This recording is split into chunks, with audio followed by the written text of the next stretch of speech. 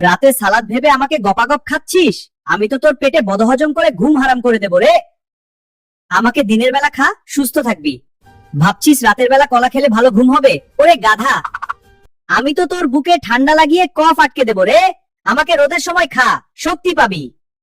আমি টক দই রে, আমাকে রাতের বেলা মজা করে খাচ্ছিস? আমি তো ঠান্ডার সমস্যা বাড়িয়ে দেবো রে।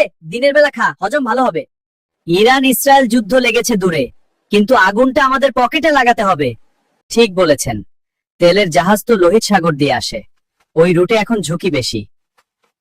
এই অজুহাতটা দিলেই কেল্লা ফতে।